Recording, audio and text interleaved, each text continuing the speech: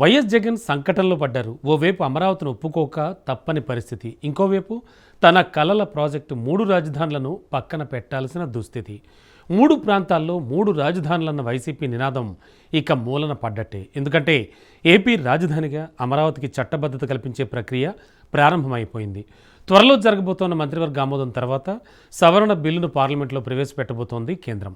Parliament ఆమోదం తర్వాత అమరావతినే కొత్త రాజధానిగా ప్రకటిస్తూ ఒక గెజిట్ విడుదలవుతుంది. ఇన్నాళ్లు అమరావతిని వ్యతిరేకించిన వైసీపీ అధినేతకు ఇప్పుడు కేంద్రం షాక్ ఇచ్చినట్టయింది. అమరావతిని రాజధానిగా అంగీకరించక తప్పని పరిస్థితి నెలకొంది.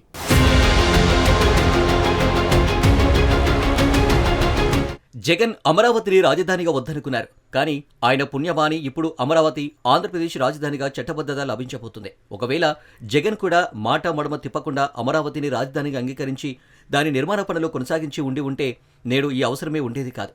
కానీ కాదని విశాఖ రాజధాని అన్నారు. కనుక అమరావతికి చట్టబద్ధత అవసరమని సీఎం చంద్రబాబు నాయుడు ఆగ్రహించారు.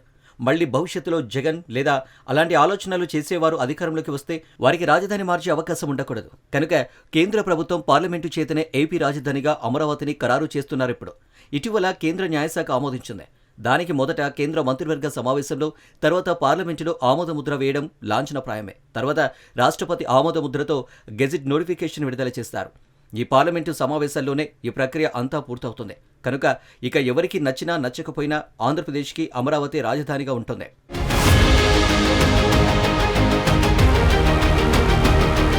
అమరావతిని ఆంధ్రప్రదేశ్ రాజధానిగా అధికారికంగా నియమించడానికి కేంద్ర ప్రభుత్వం 1 లేదా 2 వారాల్లో సవరణను ప్రవేశపెట్టడానికి సన్నాహాలు చేస్తుంది.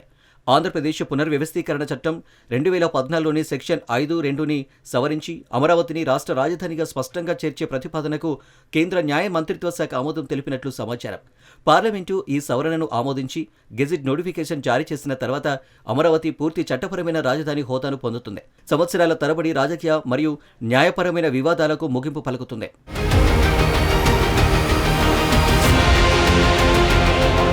2014లో ఆంధ్రప్రదేశ్ విభజన తర్వాత చంద్రబాబు నాయుడు నేతృత్వంలోని టీడీపీ ప్రభుత్వం 2015లో అమరావతిని రాష్ట్ర రాజధానిగా ప్రకటించింది.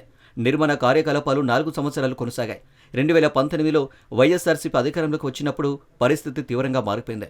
6 నెలల్లోనే కొత్త ప్రభుత్వం 3 రాజధానుల నమూనాను ప్రతిపాదించింది. సంబంధిత చట్టాన్ని ఆమోదించినప్పటికీ అనేక చట్టపరమైన సవాళ్లు మరియు కోర్టు ఆదేశాల కారణంగా ఈ ప్రతిపాదన నిలిచిపోయింది. రాజధాని సమస్య పరిష్కారం కాకుండానే మిగిలిపోయింది. 2024లో సంకీర్ణ ప్రభుత్వం తిరిగి అధికారంలోకి వచ్చినప్పుడు అది గత చట్టపరమైన మరియు పరిపాలన రికార్డులను సమీక్షించింది. చంద్రబాబు నాయుడు ప్రభుత్వం అమరావతిని రాజధానిగా పేర్కొంటూ అధికారిక గెజిట్ నోటిఫికేషన్ ఇప్పుడు జారీ చేయలేదని తెలిపింది.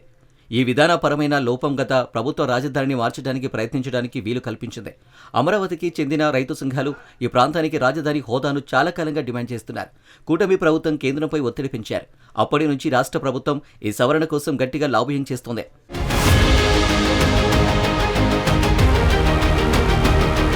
పునర్వ్యవస్థీకరణ చట్టంలో ఆంధ్రప్రదేశ్కు నిర్దిష్ట రాజధాని గురించి ప్రస్తావించినందున కేంద్ర ప్రభుత్వం ఇప్పుడు దానిని సవరించడానికి సిద్ధమవుతుంది. పార్లమెంటు శీతాకాల సమావేశాలు, లోక్సభ మరియు రాజ్యసభ రెండింటిలోని సవరణను చేపట్టే అవకాశం ఉంది. ఈ బిల్లు అమరావతికి దీర్ఘకాలిక చట్టపరమైన రక్షణ కల్పించడం లక్ష్యంగా పెట్టుకుంది. భవిష్యత్ ప్రభుత్వాలు చట్టాన్ని పునర్పరిశీలించకుండా రాజధానిని మార్చడానికి ప్రయత్నించకుండా చూసుకోవాలి. న్యాయ మంత్రిత్వ శాఖ ఆమోదం పొందిన తర్వాత సవరణ ప్రక్రియను వేగవంతం చేయాలని ప్రధానమంత్రి నరేంద్ర మోడీ ఆసక్తిగా ఉన్నారని చెప్తున్నారు. కేంద్రం నుండి అధికారిక ప్రకటన త్వరలో వెలువడే అవకాశం ఉంది. నాడు టీడీపీ, జనసేన చేతులు కలపకూడదనుకున్నారు జగన్. వాటిని కలవకుండా అడ్డుకునేందుకు శతవిధాలా ప్రయత్నించారు. కానీ చంద్రబాబు నాయుడిని జైల్లో పెట్టి ఆయనే వాటిని కలిపారు. అదేవిధంగా అమరావతి వద్దంటే వద్దనుకున్నారు. కానీ 5 ఏళ్లు అక్కడే చంద్రబాబు నాయుడు కట్టించిన భవనాల్లోనే కూర్చొని పాలన సాగించాల్సి వచ్చింది. ఇప్పుడు ఆయన నిర్వాకం వల్లనే అమరావతికి ఆంధ్రప్రదేశ్ రాజధాని ముద్ర పడబోతుంది.